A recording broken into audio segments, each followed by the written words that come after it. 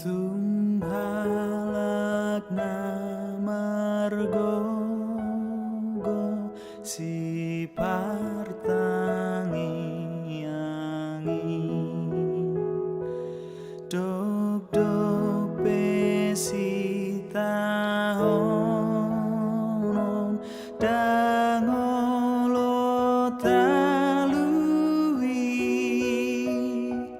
posi tuturohana di debatanai Tuhan namenaluhong sude pangalui. Selamat pagi Bapak Ibu Saudara-saudari yang dikasihi Tuhan. Shalom dimanapun berada. Kita kembali bertemu melalui sapaan firman Tuhan, siraman rohani pada hari Jumat 29 Mei 2026 melalui channel YouTube HKBP Setia Negara. Mari persiapkan hati untuk mendengarkan firman Tuhan. Kita berdoa. Bapa di dalam sorga, dalam Yesus Kristus Tuhan dan Juru Selamat kami mengucap syukur kepadamu ya Tuhan, Allah yang memberkati kami kesehatan, memberkati kami melalui nafas kehidupan, dan segala apa yang boleh kami nikmati, Tuhan yang menganugerahkannya. Kami bersyukur untuk itu semuanya Bapa di sorga.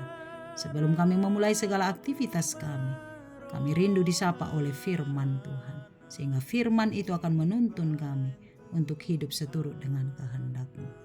Biarlah roh Tuhan memateraikan kebenaran firman-Mu dalam hati dan pikiran kami. Di dalam nama Yesus kami berdoa. Amin. Firman Tuhan bagi kita tertulis dalam Yudas pasal 1 ayat 20-21. Demikianlah firman-Nya. Akan tetapi kamu, saudara-saudaraku yang kekasih, bangunlah dirimu sendiri di atas dasar imanmu yang paling suci, dan berdoalah dalam Roh Kudus.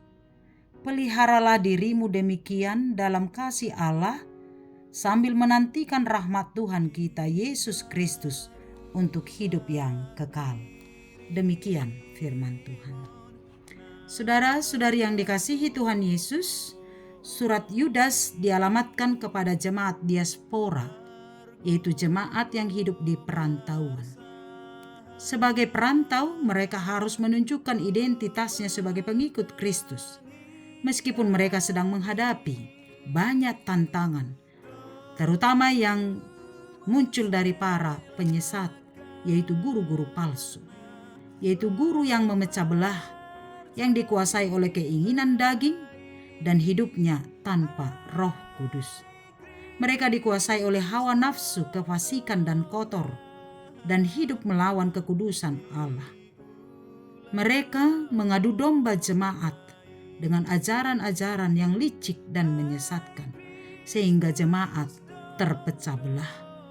Untuk itulah Yudas menuliskan surat ini untuk menasehatkan seluruh jemaat diaspora supaya hidup kuat dan teguh di dalam Tuhan Yesus Kristus.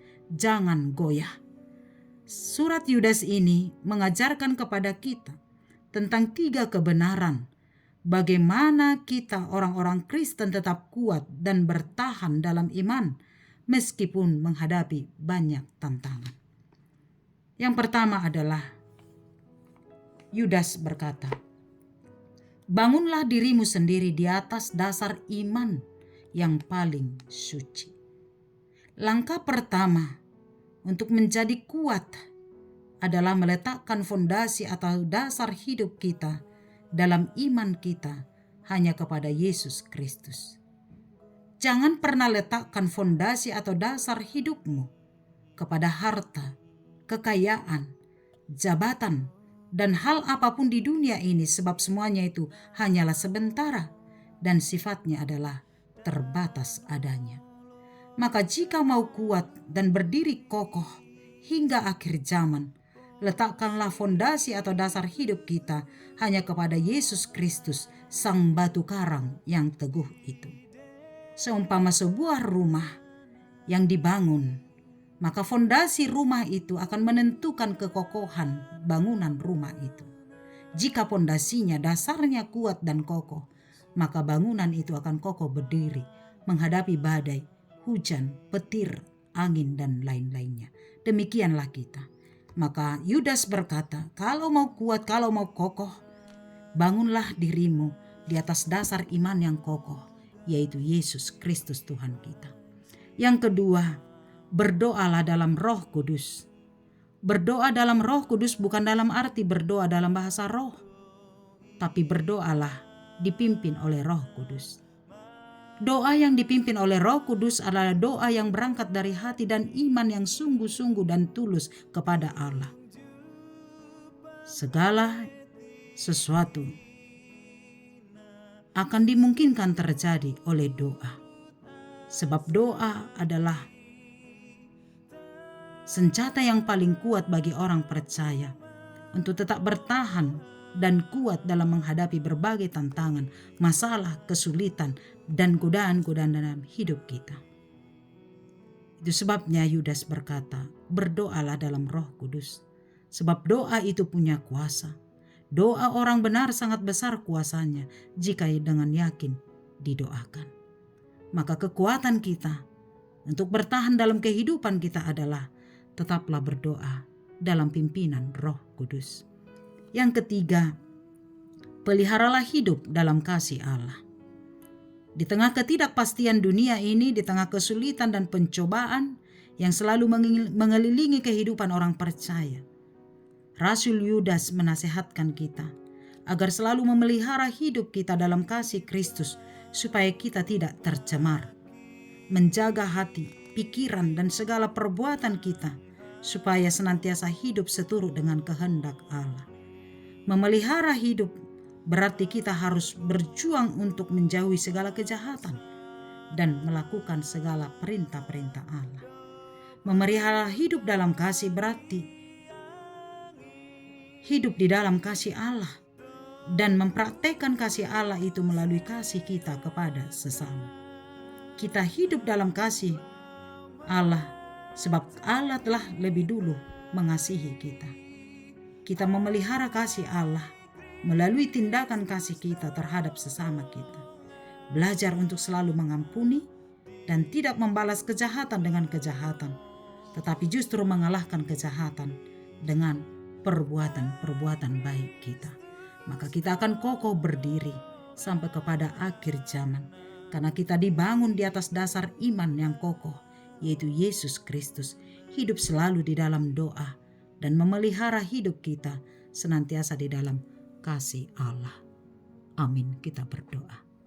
Terpujilah Engkau ya Allah Bapa di sorga, Allah yang maha kasih, Allah yang memberkati dan memelihara hidup kami, Allah yang lebih dahulu mengasihi kami, sehingga kami hidup di dalam kasih dalam kehidupan kami. Terima kasih Bapa atas firman-Mu. Biar tangan Tuhan menolong kami untuk kokoh berdiri hingga akhir zaman.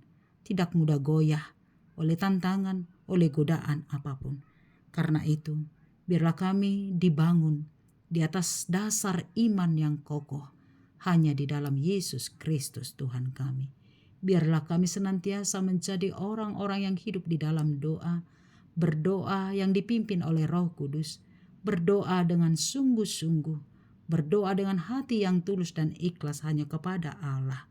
Sehingga kami yakin dan percaya doa orang benar sangat besar kuasanya jika dengan yakin didoakan. Kami akan menerima jawaban doa-doa kami karena kami yakin dan percaya Tuhan akan menjawab doa permohonan kami. Kami berdoa juga supaya kami mampu memelihara kehidupan kami, memelihara hati dan pikiran kami senantiasa seturut dengan kehendak Tuhan. Berkatilah kami sepanjang satu hari ini dalam setiap tugas dan tanggung jawab yang Tuhan percayakan bagi kami. Biar Tuhan kami melakukannya dengan rasa syukur dan segala sesuatunya bisa kami pertanggungjawabkan di hadapan-Mu. Berkati kesehatan kami, berkati keluarga kami, berkati anak-anak kami. Berkatilah setiap orang yang ada di sekitar kami, sehingga persekutuan kami sungguh mencerminkan kasih di dalam Kristus. Berkatilah jemaat Tuhan yang sedang dalam perjalanan, Tuhan menghantar di dalam damai sejahtera-Mu, jauh dari mara bahaya dan rencana jahat siapapun. Jemaat Tuhan yang sedang sakit, mari Engkau pulihkan Bapa, berilah kesehatan, kesembuhan, berkati setiap pekerjaan, usaha tangan, sehingga Engkau memberikan rezeki dan sukacita melalui pekerjaan itu, sehingga setiap keluarga, setiap orang boleh bersukacita karena pemeliharaan Tuhan. Berkati jemaat-Mu yang sedang sakit, mari Engkau pulihkan, yang berduka mari Engkau hiburkan. Jemaat Tuhan yang sedang bersuka cita oleh ulang tahunnya hari ini, biar Tuhan memberikan panjang umur, kesehatan, sukacita dan damai sejahtera. Kepadamu lah kami berserah. Berkati bangsa dan negara kami. Berkati gereja-Mu yang memberitakan firman-Mu, sehingga Injil selalu diberitakan oleh karena kebenaran Kristus. Terima kasih Bapa, kepadamu kami berserah di dalam Yesus Tuhan kami. Amin. Anugerah Tuhan kita Yesus Kristus, kasih setia Allah Bapa dan persekutuan dari Roh Kudus menyertai-Mu. Amin. Selamat pagi, selamat beraktivitas, Tuhan memberkati. Shalom.